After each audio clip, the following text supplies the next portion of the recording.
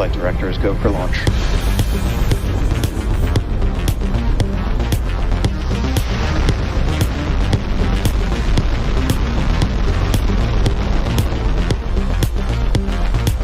Stage separation. Booster light burn summit.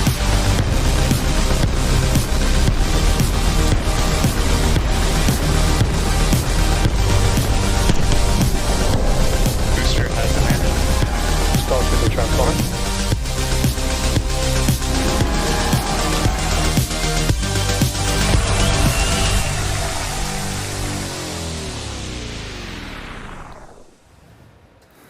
Hello, Star people, and welcome to Starbase, Texas. It's currently 5:46 p.m. Central Time, and we are just over 43 minutes away from the first flight of SpaceX's next generation vehicle, Starship version 3. I'm Kate Tice, Senior Manager of Quality Systems Engineering. And I'm Jake Berkowitz, a lead propulsion engineer. And today we're coming to you live from just outside the production floor at Star Factory, where the team's preparing for Starship's 12th test flight. Yeah, it's been a few months since our last update, and in that time, the team has been working hard to completely redesign the entire rocket that you see there from the ground up. Yeah, that's right, Kate. Starship version 3 has undergone significant upgrades, taking everything we've learned from the previous 11 flights to make a vehicle capable of full and rapid reusability. This includes everything from a new booster, new ship, new engines, to a new launch pad, new avionics, new software, and so much more. All of that hardware is just down the road at Pad 2, a little over a mile and a half away from Jake and myself. And in our viewing area outside on the lawn, Starbase employees are excited and already starting to gather to watch today's flight. Yeah, and right behind us are 3 generations of Raptor engines, and today will be the first flight of the newest generation, Raptor V3. And the 33 Raptors on Super Heavy booster combined to generate 18 million pounds of thrust. You can see them all there. That's a lot. It's a lot. And it makes Starship by far the most powerful rocket of all time. And for comparison, we have over twice the thrust of the Saturn V rocket that carried astronauts to the moon. And then here, of course, you can see on ship, we have another 6 engines, and 3 of them feature the larger vacuum-optimized nozzles called RVACs. And as a member of the Raptor team, I can tell you that we're all incredibly excited to put V3 to the test today and demonstrate the capabilities of our most advanced engine. And we'll get into all the exciting new details in just a few moments. Yeah, that excitement is well warranted, Jake.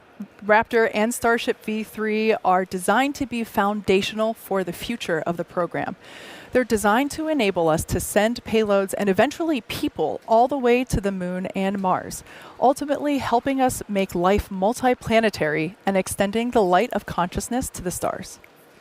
Yeah, and in the meantime, we're planning to put Starship to work shortly by launching bigger and more powerful Starlink version 3 satellites. These new satellites aim to substantially increase capacity in orbit, strengthen the network, and deliver an improved experience for customers on Earth. Starship will also carry our upcoming V2 Starlink mobile satellites, which are expected to provide direct 5G connectivity from space straight to mobile phones worldwide. Now, as a reminder for all of you watching at home, what we're doing today is a test. Like we mentioned earlier, we've redesigned the majority of this rocket and its systems. From the outside, for those of you that have tuned in before, it might look pretty familiar, but beneath the surface, it's all new. And the primary objective today is to put it all together in a real, live flight environment. In order to learn, we got to launch. Yeah, and really it's the data we're expecting to get back from today's flight that's going to bring us closer to making Starship operational and unlocking the next generation of our future in space. So no matter the outcome of today's test flight, excitement is guaranteed. Most definitely. And speaking of excitement, Dan Hewitt is in a pretty exciting place. He's stationed just outside of the Launch Control Center, a couple floors above us. How's it going up there, Dan? Kate, it couldn't be going better. We have a blue sky outside. I'm beyond psyched. Hello, everybody. I'm Dan Hewitt. with SpaceX Communications. It's been far too long. Welcome back for another Starship launch. Things are looking good. We are counting down. We moved into our window a little bit, but we are looking good right now at this moment. Behind me, you see the flight control team, they're on console, looking at the rocket, the pad, the range, the weather, everything as we count down to liftoff. We're going to be getting into prop load in just a couple of minutes, and we are counting down to a liftoff at 6:30 p.m. Central Time. The weather is great. We haven't had a blue sky all day. There you can see almost nothing but that. We were fighting some upper level winds a little bit earlier. That's why we moved into our launch window. But the great news is we are looking go for launch. Also, we're monitoring the range, so air and sea space out in the Gulf and also in the Indian Ocean on the other side of the world, not tracking any issues there. Now, today's countdown functionally going to look pretty similar to most people. There's a couple of differences in timing for some of those major milestones, like when we start loading propellant, when the diverter turns on and the water's flowing, when the engines start up. But otherwise, other than that, all of the hardware brand new. New booster, new ship, new engines, new pad. Let's nerd out. Let's dive right into it. So there it is on the pad. Say hello to Starship version 3. As Kate noted, some of the outside might look familiar, but we've made extensive upgrades across every single system. Start with the big picture, because Starship still very, very big. Just over 407 feet tall, fully stacked, a little bit taller than version 2. With that extra stretch, we can carry even more propellant, but big rocket. The bottom half is our super heavy booster, and there are some pretty visible structural changes on the outside. We'll jump in. You've got version 3 on the left there, version 2 on the right. At the very top, we've changed from a one-time use hot stage adapter that used to pop off to one that's fully integrated for reusability. And Starship's Raptors are actually going to be igniting directly on top of the booster's fuel tank. The fuel tank pressure itself and then a non-structural layer of steel, it's what's protecting the top of that booster when we do hot stage separation. Moving down a little bit, we went from 4 grid fins to 3. We made them 50% bigger and higher strength. Just a reminder, that's what booster is using to kind of steer itself as it's flying back for a catch. We're also now going to use those grid fins for lift and catch itself. We zoom in a little bit and you can see new catch points now on those grid fin structures. Moving inside the rocket, we redesigned the fuel transfer tube. This is the really big tube inside the rocket that's moving all of that liquid methane down to the Super Heavy's 33 Raptor engines. It's going to help us flip faster, and we can now start up all of the engines simultaneously. This thing is big. It's about the size of a Falcon 9 first stage, which gives us the fun realization that we kind of put a rocket inside of our rocket. The very bottom of the booster looks very different. You've got those new Raptor 3 engines that enabled us to delete the bulky heat shields, the engine shrouds that we had on the previous generation. And then all of the propulsion, avionics hardware for those engines are super tightly integrated now and protected by much slimmer shielding. Move on up, second stage. This version of Starship is designed to carry massive orbital payloads. We're talking up to 100 metric tons to Earth orbit, the Moon, and Mars. The biggest changes are pretty much all under the hood. We gave the propulsion system a clean sheet redesign, increased the propellant tank volume, and improved our reaction control system, our steering while we're on orbit. When we X-ray inside, the PEZ dispenser is now supercharged, a little bit of turbo, and that's going to allow us to increase the deploy speed for each of those satellites. Today, we're actually flying the heaviest payload we've ever carried on Starship, but eventually we're going to launch with up to 60 of those Starlink V3 satellites. Just below that, just below the payload bay and also down in the aft part of the ship, we've added new docking ports. That's going to enable us to link up in orbit between 2 starships, do propellant transfer. We also modified that main connection point where we load propellants into the vehicle for those future prop transfer missions. So a lot of upgrades tip to tail on the rocket, but powering everything, the Raptor 3.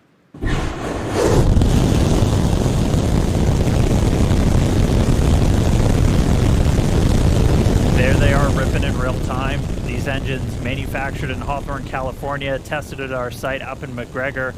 We redesigned their entire ignition system. We bumped up the thrust, so putting out more force, went from 230 to 250 tons force on those sea-level engines, 258 all the way up to 275 on the vacuum-optimized ones. When you look at all of the generations of Raptor lined up, All of those fiddly bits, the sensors, feed lines, controllers, everything that you were used to seeing around Raptor 1 and 2, a lot of those have either been deleted, best part is no port, or they're internally integrated and protected inside of the engine itself. That'll let us dramatically cut down on the weight of the engine, make it easier to manufacture because we are going to be mass producing these things. Now, we make these Raptors in Hawthorne. There's our Hawthorne manufacturing team getting ready to see their engines fly in space for the very first time. Huge shout out to you guys. You're all wizards. Appreciate you getting us some vehicles on the pad today. But incredible amount of effort. World's best engineering team works here at SpaceX, get this rocket to that pad ready to launch. And we've been trying to follow more of it and document some of it. And if you haven't seen it, check out our new docu-series, Starship.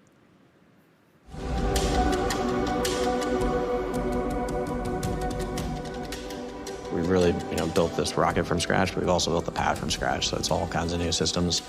This will be the first time that we bring together the pad and vehicle pieces to make sure that they all work. The static fire vehicle is in pre-pad clear, about to get to our static fire pad cleared op state. We run 60 seconds on ship because you get to see how the vehicle thermals all shake out and just general vehicle performance. That if you can make it through that you are in a reasonable position to go fly.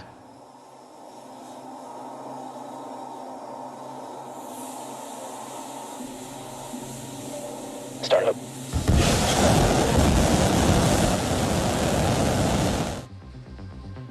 Throttle up.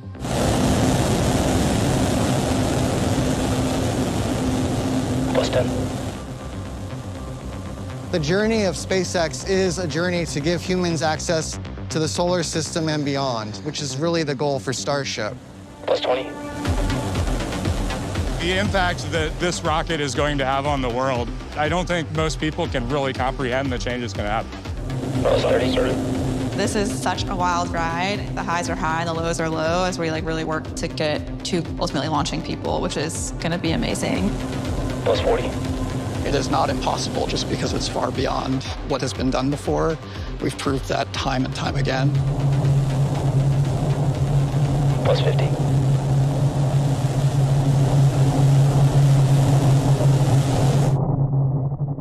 Full duration. Oh man, like Dan said, we've got the world's best engineering team, and I love this docu-series because it's allowing us to get a peek behind the curtains. Yeah, the full thing is 25 minutes long, and I think I've watched it 4 or 5 times already. That's how good it is. Same. But yeah, so just as the team has been working hard on a brand new rocket, we've also redesigned the ground systems. The brand new Pad 2, that you can see on your screen here, is making its big debut today. We took everything we learned from operating on Pad 1 to create this totally new launch pad. Pad 2 is optimized for full and rapid reusability. We've upgraded our propellant farm with much more storage and more pumps to enable super fast filling for launch and relaunch. On the tower, we changed to shorter chopsticks, which enable even faster motion to better track vehicles flying in for catch. Yeah, we also changed the actuators driving those chopsticks from hydraulics to 100% electromechanical, increasing their speed, redundancy, and reliability. On the ground, the launch mount was completely redesigned, and if I had to describe it in one word, I'd say it's robust. With the extensive concrete and steel cladding, it almost feels like you're looking at a battleship, not a launch pad. But it's also smarter. We've separated the fuel and aux systems into different compartments and repositioned the booster quick disconnects to be out of the vehicle's plume during liftoff. Yeah, and perhaps the most obvious change, we've now got a bi-directional flame diverter. We said goodbye to the pancake, and a new top deck flame deflector to eliminate metal wearing down, which will help us get to zero refurbishment between launches. In fact, that new flame trench and the new chopsticks are featured here on our new Pad 2 launch shirts.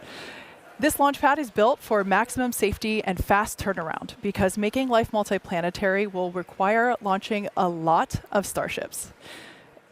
And as the countdown continues, let's change gears for a moment and head over to Tyler Lionquist in Hawthorne to talk about Starlink. How's it going over there, Tyler? Hey, Kate, and thank you. We're back in Hawthorne, and we have a crowd forming outside of Mission Control ready to see some starships fly today. And like Jake mentioned earlier, on today's flight, we're deploying 20 Starlink simulators, plus 2 modified Starlink satellites, which our team internally refers to as Dodger Dogs, because we stretch that V2 mini satellite propellant tank so that it sticks out from both ends of the satellite. You can see it right there. It is just missing some mustard and onions. So the Dodger Dog serves as a tech demo between the V2 and the V3 Starlink satellites, and will act as a platform for testing those V3 components. So the larger V3 satellites aim to greatly expand the network's capacity, while V3 hardware is designed to support faster Wi-Fi and improved broadband speeds to customers while providing a significant capacity upgrade from the V2 Mini. And in addition to delivering future V3 satellites to the Starlink network, we believe Starship will enable us to launch our AI satellites. As you may have seen during the TerraFab event in Austin a few months ago, Elon laid out the path to revolutionize cloud computing and AI infrastructure, leveraging the unlimited power of the sun, targeting 100 gigawatts to 1 terawatt of AI computing power annually. And from there, we're looking at connectivity beyond our planet too. Building on the technologies used to connect people on Earth, the Starlink team is exploring using Starlink to enable high bandwidth connectivity around the moon. With a constellation of satellites designed to connect to user terminals on the lunar surface, we could relay data back to our Starlink constellation in Earth orbit.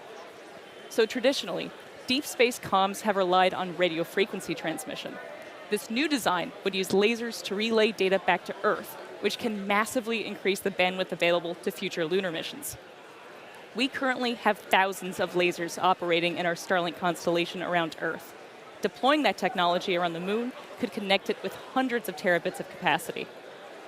Together, this could provide the connectivity backbone between the Earth and the moon and enable gigabit connectivity anywhere on the lunar surface, providing data for rovers, habitats, and astronauts, and hopefully some incredible views for us back on Earth too. So all of that adds up to a lot of satellites. But the good news is that there's still plenty of space in space. But that said, the Starlink team takes space safety extremely seriously, and we work hard to encourage best practices across the entire industry so space stays open for as many people as possible. There are tens of thousands of known space debris in low Earth orbit right now. All of that debris comes from man-made activities. A lot of people talk about space being really congested, and they show this dust cloud around the Earth of all these points, and it looks like space is super, super crowded. I think if you take all the spacecraft that are in orbit, it's equivalent to about 3 aircraft flying over California at one time. So space is so much bigger, so many dimensions that are much beyond what we can comprehend. But even though it's big, there still is a potential that these satellites could collide and could hit each other if we don't proactively share information. The orbit of objects follow Kepler's laws of motion, explained by Newton's laws of gravitation. So they orbit the Earth in very predictable trajectories, as long as another force doesn't act on them. So you can reasonably fit millions of satellites into an orbital shell with that math. Obviously, to make that happen, you have to have really tight coordination between all those satellites, and everything has to work really well together. Starlink satellites make something like 1,000 collision avoidance maneuvers on a daily basis. We predict that a close approach will occur between another satellite or a piece of space debris. We use the thruster of the satellite to make a maneuver and keep away from the trajectory of that object and reduce the probability of collision to effectively 0. Because most of the actual collision risk comes from the surface area of the solar panels, we lower the solar panels to reduce the cross-section in the plane of the close approach to further reduce risk. On Starlink, I'm also excited to talk about a program we call Stargaze. Cameras on the satellites looking up into space, measuring the star field. You can imagine 10,000 satellites staring up into space and detecting all the objects in low Earth orbit. You effectively almost have a real-time view of what's happening in the low Earth orbit environment. So we began detecting objects and fitting orbits to those objects, and currently we're tracking about 50% of the objects with perigees below 600 kilometers. This project has opened our eyes a bit to the activities that are occurring in space that are not being published. So we have many examples in Starlink satellite footage where an object came within tens of meters of a Starlink satellite, yet this was not predicted. This is extremely concerning because this type of incident could have resulted in a collision. Last year, we flew 165 missions to space. As an industry leader, we would like to create a community where all industry providers share data back and forth. They tell us where their spacecraft are. They track their spacecraft as soon as they're deployed. They make them available to others so we know where everyone is. You know, there's some thought that if I keep my satellite position confidential and I don't share that with anyone, no one will know where my satellite is. Well, I think that's really fictitious. So we at SpaceX, we've taken the opposite approach. We've published all our data, we put all our ephemeris data out, we show where our satellites are, we show where we're maneuvering, and I think we're now showing the industry that there is no competitive advantage by not sharing your data. We're demonstrating to the outside world what good practices are. We as an industry have a tremendous obligation at this time, at this formative state, to actually communicate with each other, share best practices, and be good stewards amongst each other. It'll make us better as an industry. It'll give us an industry of the future that will continue to grow, continue to innovate, and help every company to grow and generate revenue. To maintain safety in low Earth orbit, it's incredibly important that we work together as satellite operators and are very transparent in the activities that we are conducting. I think that an irresponsible satellite operator is one who either doesn't know where their spacecraft is or where it's going to go, or isn't broadcasting that to the world. Space is big, but operators are not always predictable. We want to enable other missions, the Moon and Mars and interplanetary exploration. So ensuring that activities like that can persist for the duration of humanity is incredibly important. You know, fundamentally, I think the message to operators is to be transparent about what you're doing in space, you know, transparent about where your satellite is and where it's going, and make sure you have the tools to ensure that that information is accurate all the time.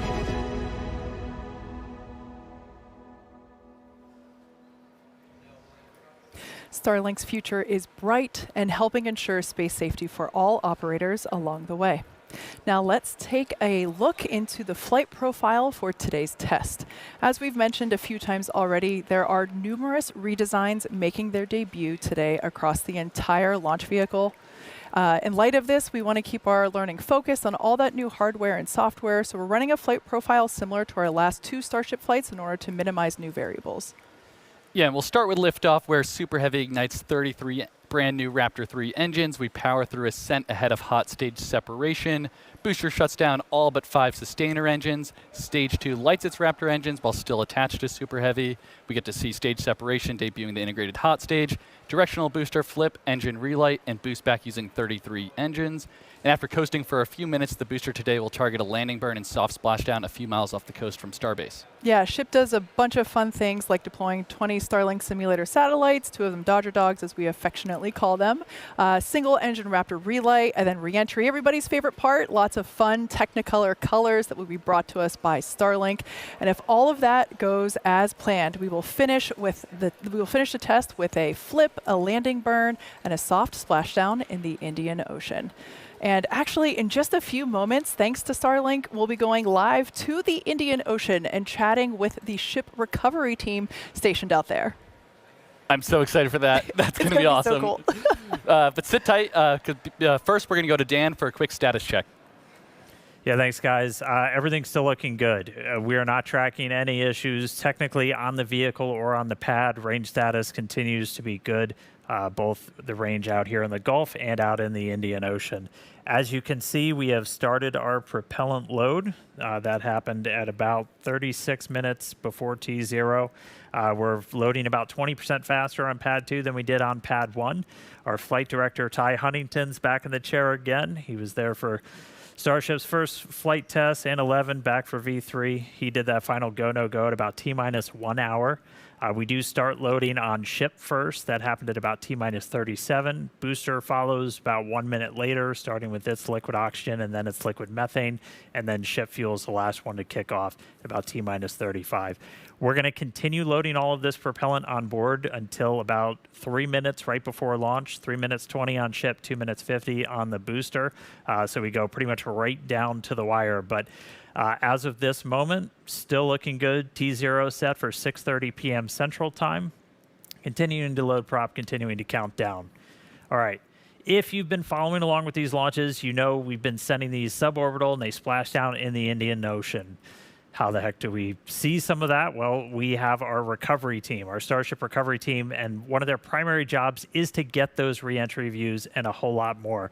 We're going to take them now. We're joining them out in the Indian Ocean. We've got Suren Sinai standing by, taking a moment from the recovery ops. He might be frozen. Let me know if you can hear me, Suren. How's everything looking out there in the ocean? Dan, I can hear you loud and clear. We're sitting in about 8-foot waves, but it's looking like a clear day, ready for a ship to come on through.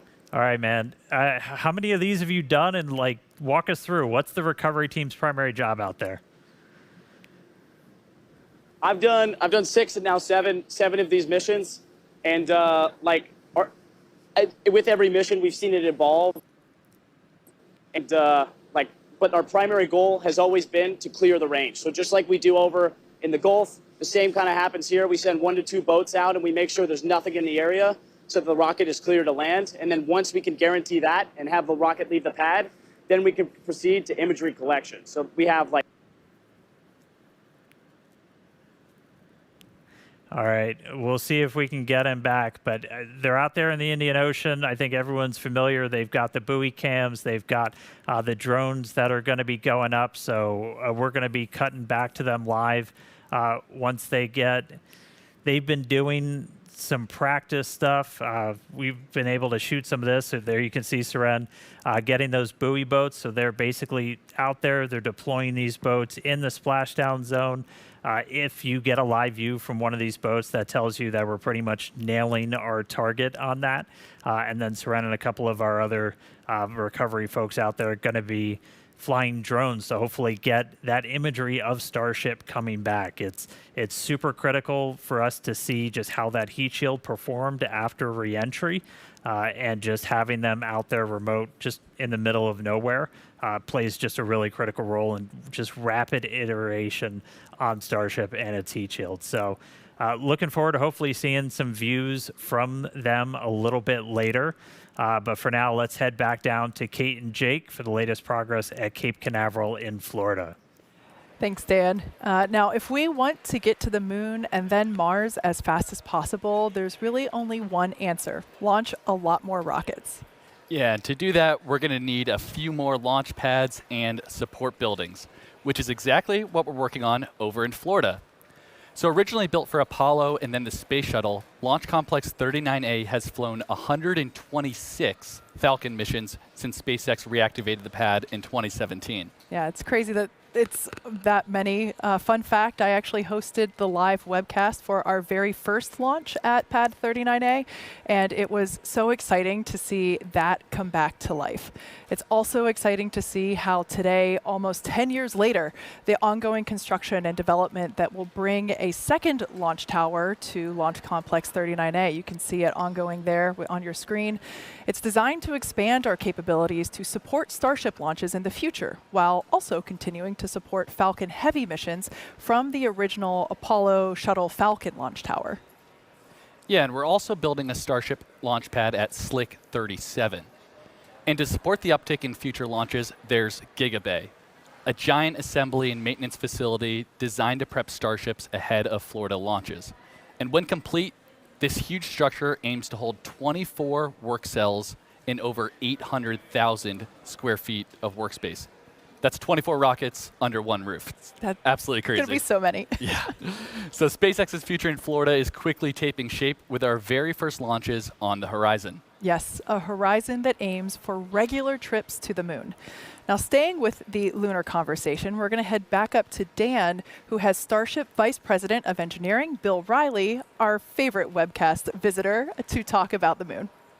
That's right, Kate. Yeah, crashing the webcast again. Bill Riley, VP of Starship Engineering. Thanks for coming, Bill. We wanted like a couple of minutes to geek out about the moon. Like Artemis 2 just flew humans around the moon for the first time in like 50 years, more than 50 years. I personally was wildly caught up in it. I don't know how you felt about the whole thing. Yeah, I found it really inspirational. I think part of being a spacefaring civilization is being out there exploring, and I thought Artemis 2 got us back to the moon and back exploring and being out farther than we had been before. It's always wild when you see space stuff kind of break through into the mainstream, and like it felt like that really did it. And I mean, that's going to continue happening. We're looking at a higher cadence of missions in Artemis, and Starship's obviously going to play a pretty big role in the entire Artemis program. But like, what's kind of next on the horizon? I think what's exciting about Artemis 3 is you'll see the landers introduced now. So, maybe we're talking to NASA about doing an Earth orbit rendezvous where the Starship-based lander could be in proximity to Orion or even more. I think that's really the next step. Prove out those landers close to home in Earth orbit, and then looking ahead, going to the moon.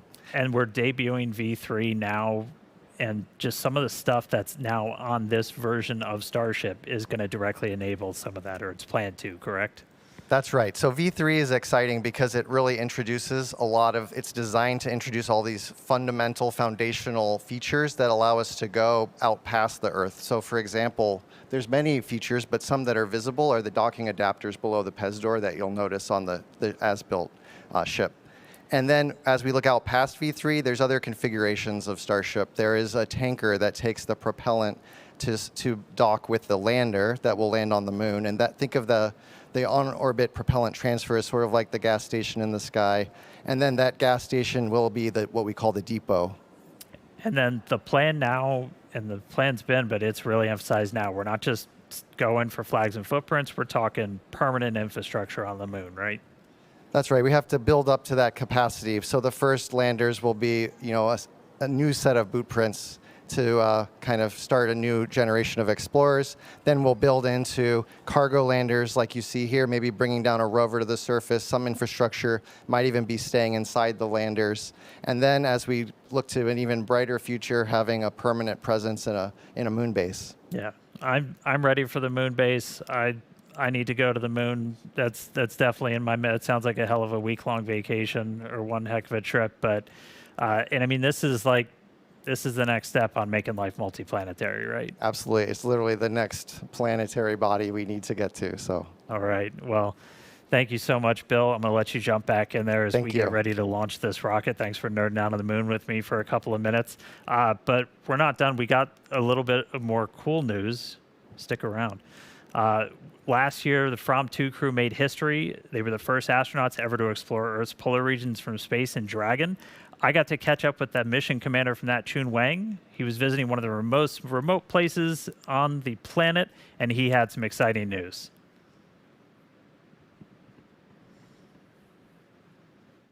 Awesome to talk to you. Start me off. Where the heck are you right now? Thank you for joining me to Fui Island, and this isolated island in the South Atlantic. It's arguably the most remote island in the world.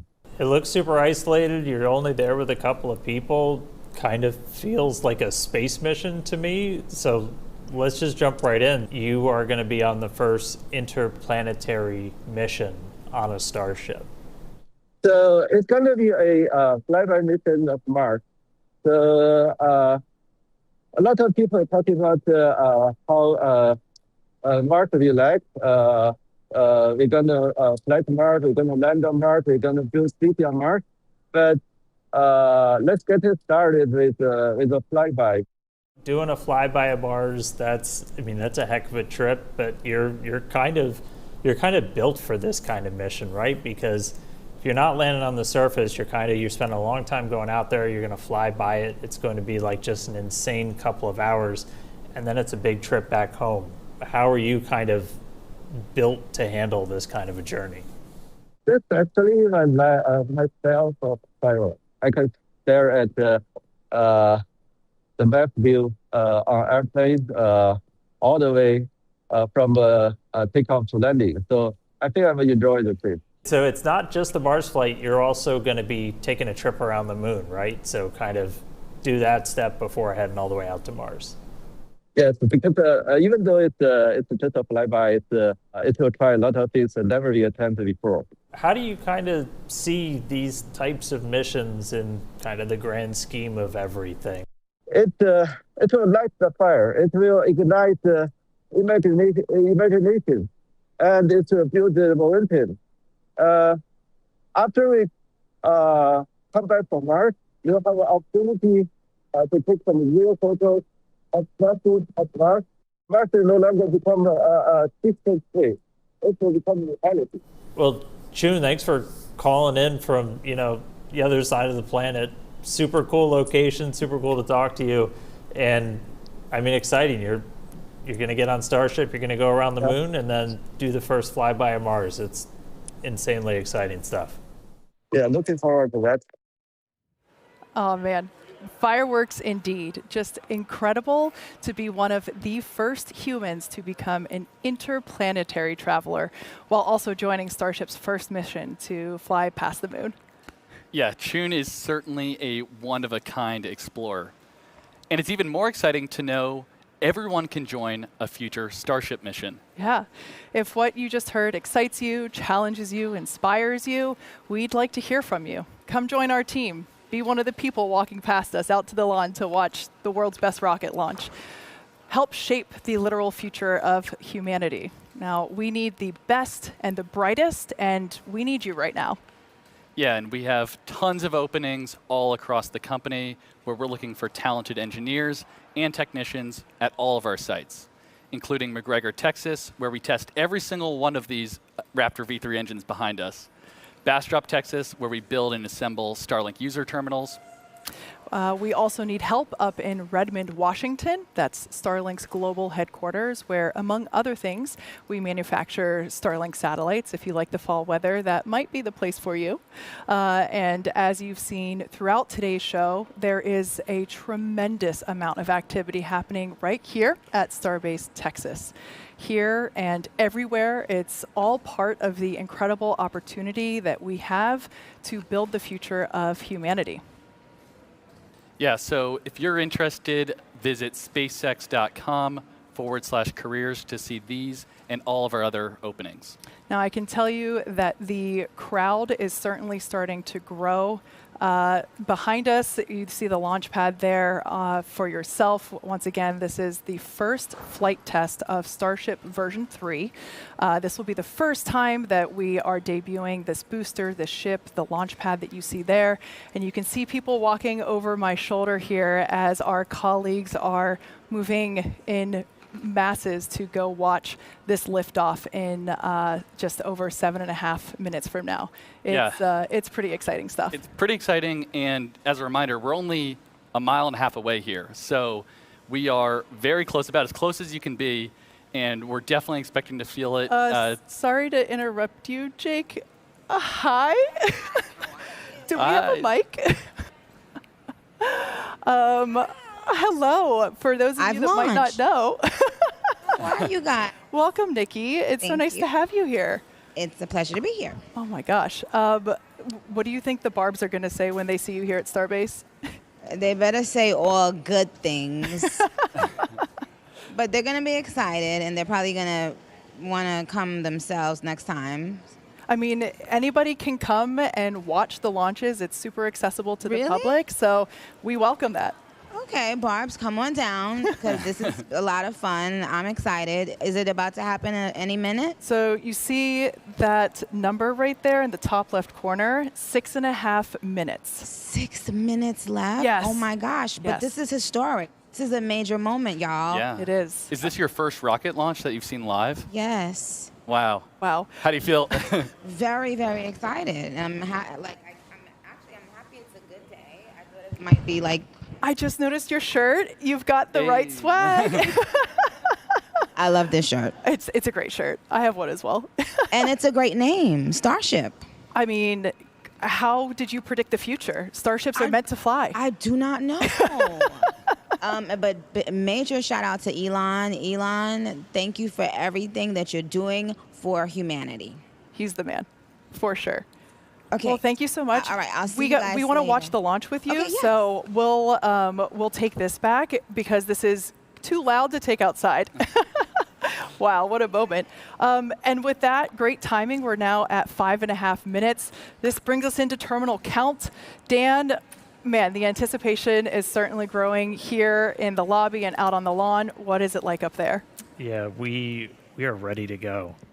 We are getting into the final phase of our propellant loading. We are almost entirely full on ship on our main, still doing the header tanks, and we're looking well in excess of 90% on the booster, so we are looking good.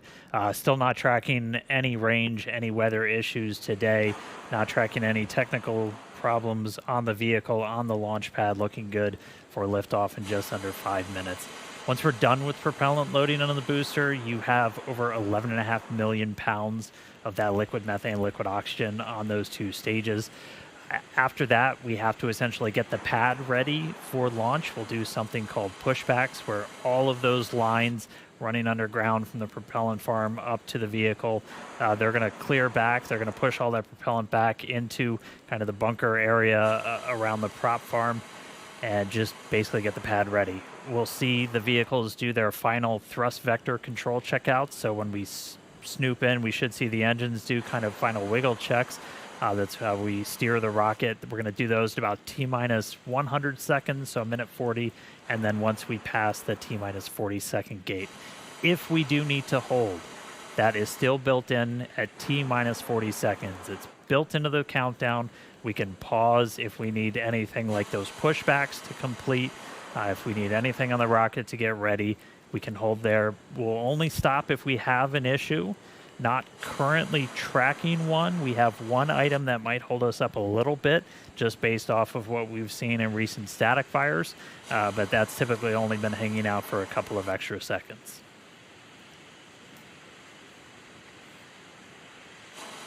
And then once we pass T-minus 40 seconds, a lot of things will happen in rapid succession. Yeah, that moment is called the QD, or Quick Disconnect Vent Gate. That's when we clear all the gas commodity lines that connect the pad to the vehicles. Both the ship and the booster configure their comm systems for flight and are rapidly running leak checks on gas and fluid tanks. The booster goes to internal power and its engines get their final priming for launch, while the ship's engines begin their ascent bleed profile and arms the automatic flight safety system.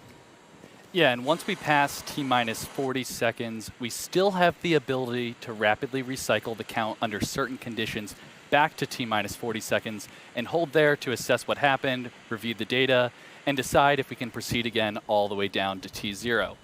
We estimate we have around 5 minutes of hold time there. The flame diverter on pad 2 activates at around T-minus 17 seconds, and it enters what is essentially the point of no return at T-minus 10 seconds. And there's a chance we could recycle, but the closer we get to T-minus 10, the lower that chance becomes.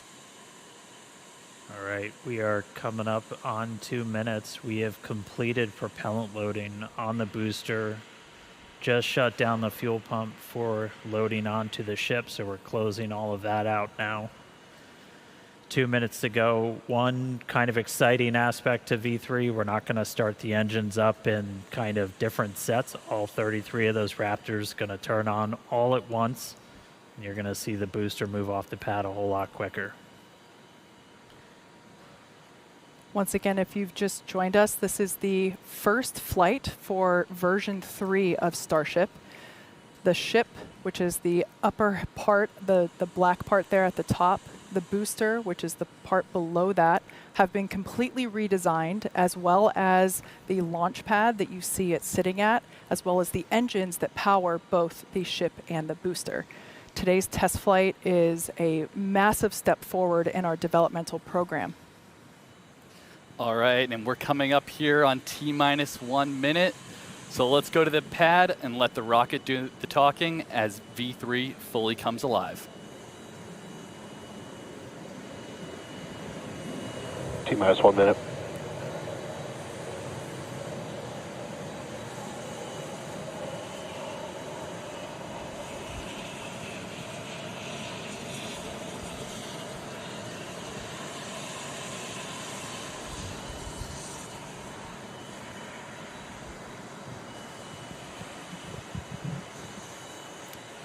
All right, so we did hit the hold at T-minus 40. Again, this is something that is built into the timeline. Not surprising, as we are doing this first flight off of pad 2. Sounds like we might already be clear. We held for a second just to make sure that the quick disconnect vents were basically ready for their final throwbacks. So we'll hang tight for a couple of seconds. I think we're about to reset, and the reset is in. Counting down first flight of Starship V3. Psych, back to rapid recycle. All right, so hold here for a second. Looks like we're still managing some pressures in the ship quick disconnect.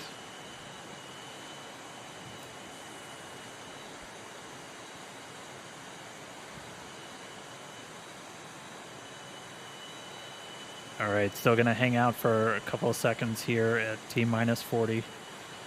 Again, not surprising. This is new vehicle, new pad, doing all these things for the very first time. Right now we are holding, looking at some pressures in the quick disconnect, and hold reset, and we're rolling.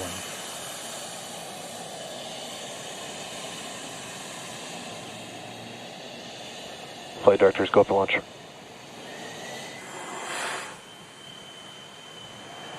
Back to rapid recycle, so we're going to hold at T-minus 40 again.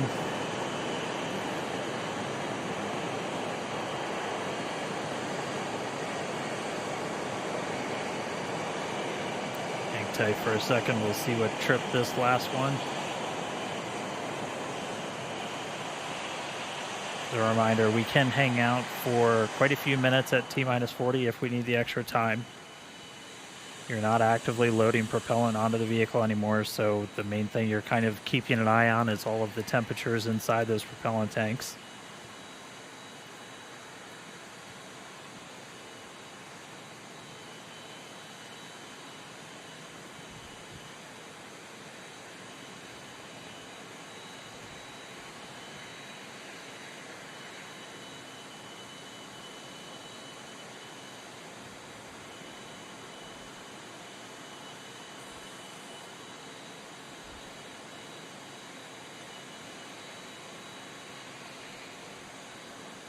All right, we're continuing to hang out here at T-minus 40.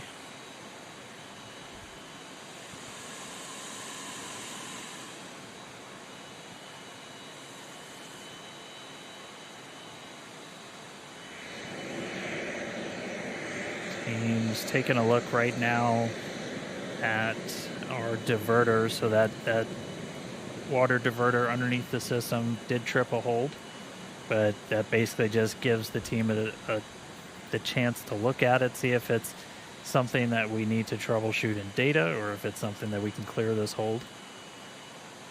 So continuing to hang tight, T-minus 40 seconds.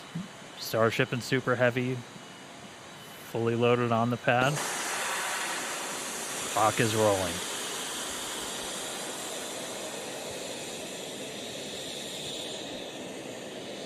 T-minus 30, flight directors, go for launch.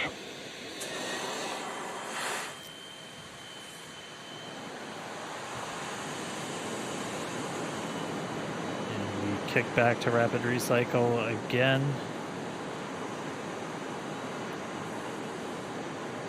Again, just a reminder, said it before, new pad, new rocket, learning new things about this hardware performing in the flight environment. Taking a look at some of the sensors on the arm that manages the quick disconnect to the ship.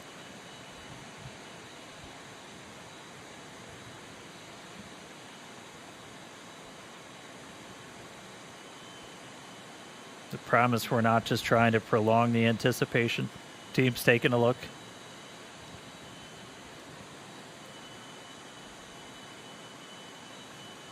We've got a couple more minutes where we can hang out here. Again, it's not an unlimited time to pause at T-minus 40. We're keeping an eye on the propellant temperatures inside the vehicles. So we've got probably about 3 minutes or so left of hold time.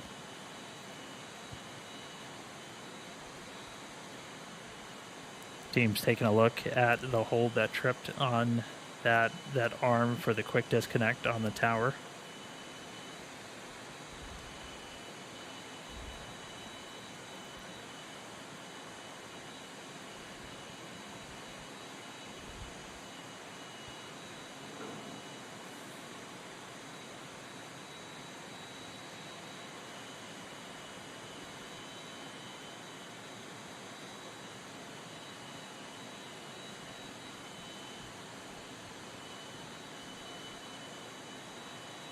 Continuing to hold, got a couple minutes to try and clear this issue.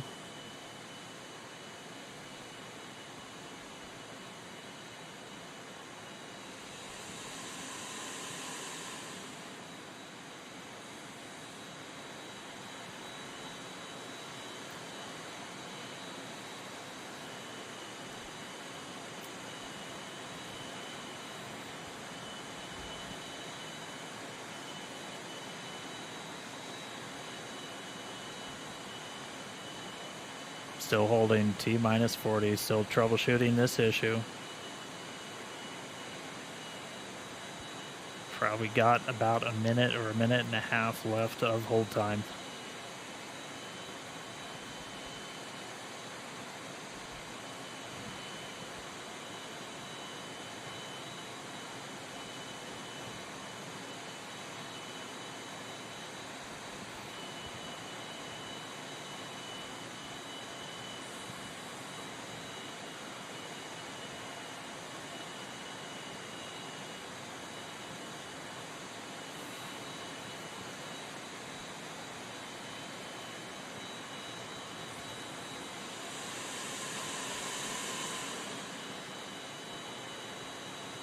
Flight control team confirmed, still working through the issue.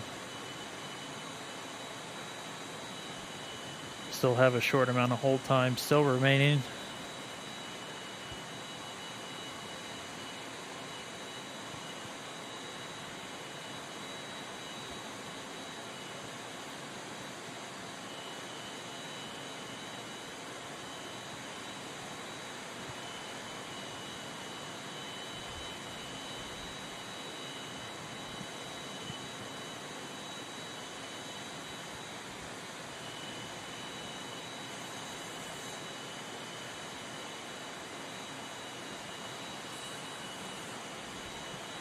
Still holding T-minus 40.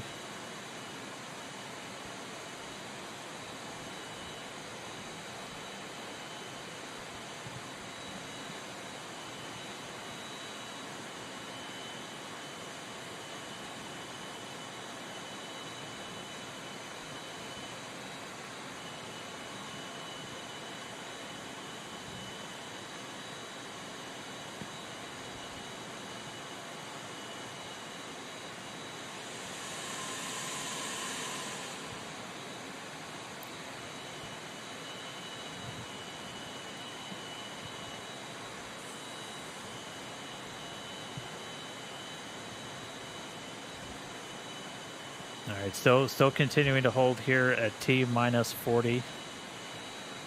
While we do that, the team's looking at temperatures of the propellant inside those tanks. We kind of check that against simulations that we've run in the past. There's some margin in those.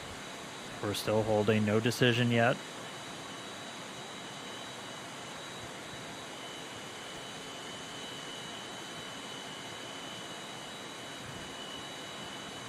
Sounding like we have the fix in place.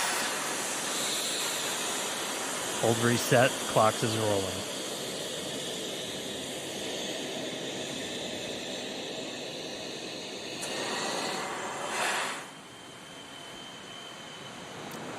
And we're back into rapid recycle.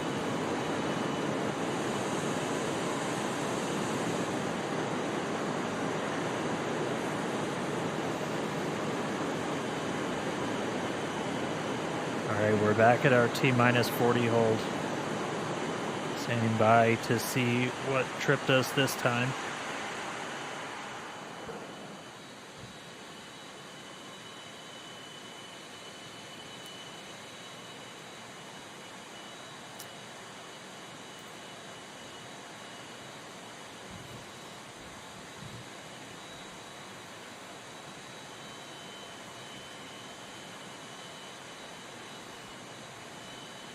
All right, it is sounding like we are not going to be able to clear this issue in time today, so we are going to be standing down from a launch. So if you're just now joining us, we got the vehicle totally loaded. We hit a couple of different holds as we worked through that count. Again, new rocket, new pad. We're learning about a lot about these systems as we execute them. for the first time, and we're not able to basically troubleshoot all of these issues in those final seconds to get to launch. But that essentially makes this a wet dress rehearsal. We were able to fully load the vehicles, and we're going to take the time now, figure out what tripped us up before launch, and then actually get into a flight tomorrow. We do have the ability to essentially rapidly recycle. We are expecting to be able to make another flight attempt tomorrow, but obviously stay tuned to our social media at SpaceX on X and our website, spacex.com, for updates. So no flight today. We will give it another try tomorrow.